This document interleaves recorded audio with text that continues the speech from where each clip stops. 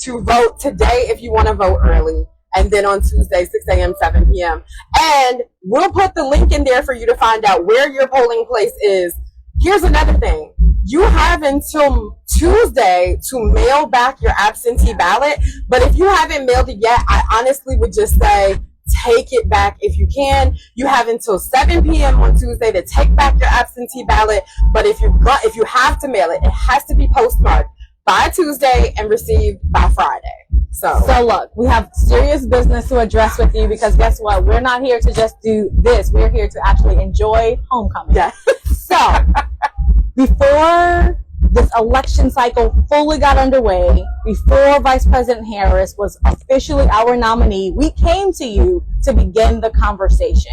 And now we are coming to you again to finish the conversation. You said you wanted to know more about Vice President Harris. You said you wanted to know exactly what she stood for. And you said you wanted to know what was at stake in this upcoming election. And so we're going to do that really quickly. Yes. Because quite frankly, if you're undecided, you have a problem. Okay. There is no reason for you to still. Really? We have to love everybody. Okay. See, this is why we do this together. She balances me out. But clearly, we want to make sure that we answer any final remaining questions in your mind ahead of Tuesday. So where should we start? Okay, so when we came to you before, like you said, before she was even the nominee, running up to the DNC, we talked about your body, we talked about your bag. So let's run that back just to make sure that everyone is clear. When we are talking about body, yes, the first thing that might come to mind are abortion regulations, right? And so we want to make sure that every single woman has the ability to make their own decisions about their body, but that's not the only part of body that we're hearing and that we're talking about. So it is also access to contraception. Y'all know my story. Y'all know what people with PCOS and endometriosis need is that access to contraception. But y'all, no matter how you feel about the actual abortion or the reason why a woman is doing it, we are finding that women are dying at higher rates at states that have these abortion bans, and we know the other side is going for that national abortion ban. So we got to get that off the table, period. Absolutely. But the other part of your body, girl, when he was talking about black and brown protesters, that man literally was talking about giving the police absolute immunity to do whatever they wanted. And we have come too far and worked too hard to get to where we are, where there's still a lot more work that needs to be done. But we're not going back on that. No, oh my gosh. Not at all. And I don't know if you have been paying attention, but this morning when I filled up my gas tank, gas was only $2.97. I know some people might say, where were you at? But really, and what that is a sign of is a strong economy. Yes. So many of you have talked about, what is she going to do to save me money in my pockets, on my expenses? My mother cares about that. My aunts care about that. I am a mom. I care about that. And I also care about that for my own kids that are coming into age as young individuals that will soon be working. She has put out specific policy plans, not concepts of a plan. Actually put out plans to save you money on your day-to-day groceries, to make housing more affordable, to get you to first-time home ownership, to make sure that if you have prescription drug costs, that you don't have to choose between food on your table and medicine that is saving your life and that you need. So for every expense that you think you're worried about and you want to know, is she going to stand for you? She has put out specific plans. You can go to the Harris Walls website and read more about those, but we are thinking about what your bottom line is going to be and how you're going to be able to afford those things. And specific to my brothers, because I've been talking to some of y'all in the barbershops and everything, when you go to that website and you click on that platform, don't forget to look at the opportunity agenda. She heard you. She heard you asking for specific plans for black men, and she delivered. And when I'm looking at them, I'm like, yo, this is the future we need. And oh my gosh, but I need you to take time to read it, right? Because when you go to that other website and you look at Agenda 47, I want you to understand that he might keep it real, but he's leaving you behind in every single plan that he has put forth. And if you care to know about Project 2025, leaving behind is not even the actual thing. It's actively harming our families, our body, and our bag. And we can't have that. And so when we're going into the stores, I also want us to remember the difference between the economy and corporate greed. So if you're judging things based off the prices in the economy, we're going to be mad at Kroger, we're going to be mad at Food, we're not going to be mad at Kamala, because she's the one that, as AG of California, went after corporations that were taking advantage of consumers and families. And that's what she'll do again as president. And so I'm like, I went from like, all right, y'all, this is what we got to do, to like, I'm excited. I'm excited, and I'm feeling your excitement.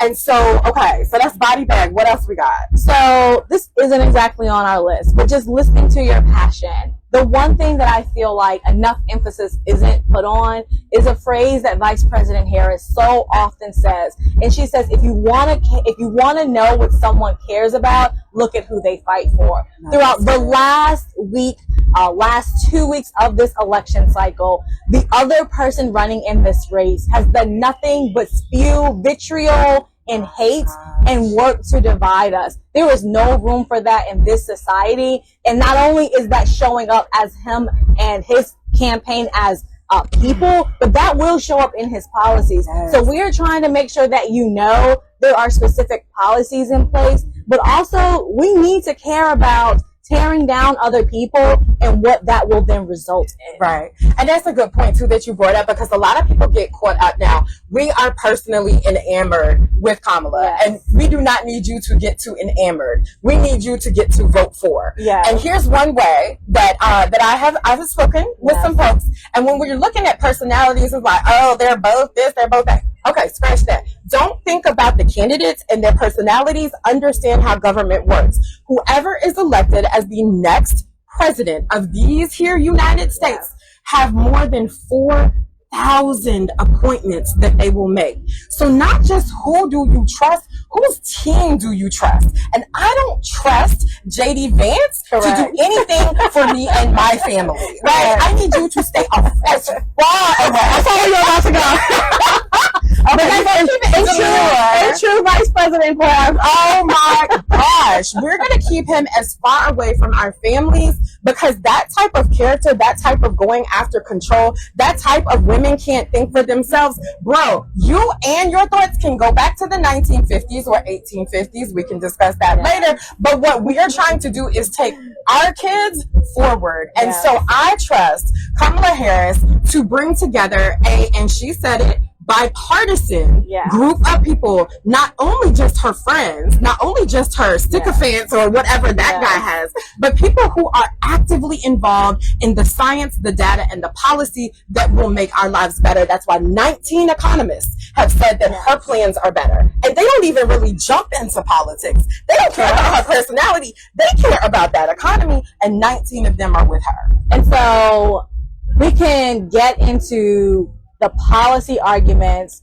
all afternoon long. They actually don't have a lot of policy arguments, because I don't know what their policies are, but I know what you meant, girl. She knows what I meant. And we wanted to just reiterate the fact that there is so much that you asked for specifically to hear the things from her that she would be fighting for. And over the last 3 months, she has passionately laid those out. So let's talk real quick about what your next action is.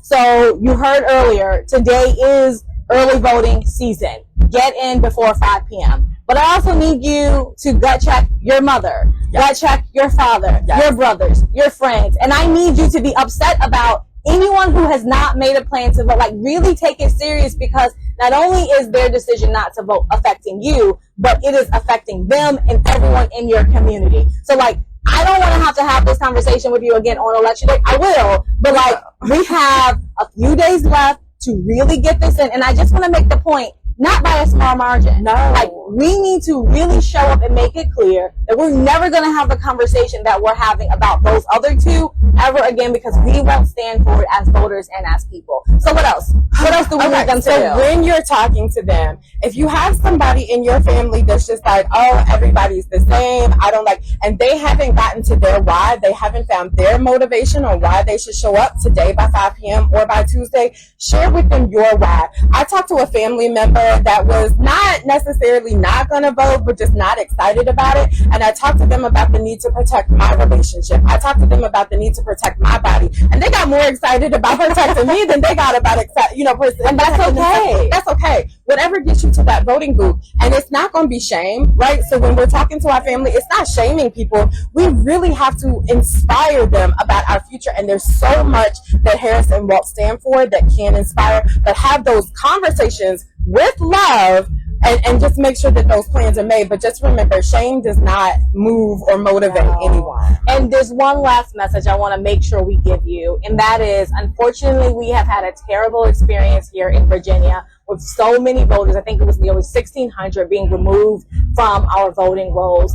I want you to know, if you're one of those individuals, you can still vote. I want you to know that if you're not one of those individuals, but you show up again on election day and your registration is inactive or there's some complication, in Virginia, there is no reason why you cannot cast your vote. If you are an eligible voter, you can same-day voter registration and vote provisionally. If you get in a line that is extremely long, stay in that line. If you're in line on election day before the poll closes at 7 p.m., you can cast your vote. We are going all out. We are going all in. Everybody can vote. We need you to vote. And we make sure that you utilize these tools before anybody else has the chance to take them, right? Yes. And so here's the thing, as she said, whether you think you're registered or not, you can go to the links in my bio and click on check my registration. If you're listed and it says active, good, you show your voter ID, you go for that regular ballot. If you're not listed or it comes up inactive, then you'll go through the process of saying, I want to register and vote today, and you will be voting by a provisional ballot. If anybody says anything that don't sound right to you, 866-OUR-VOTE. That is the nonpartisan voter hotline with trained volunteers there and ready to answer any of your questions. And we are also here if you have any questions. Absolutely. Y'all, we got to do this. And we can, and we will. Enjoy the rest of your Saturday. And for us, happy homecoming. Yes. Bye, y'all. Take care.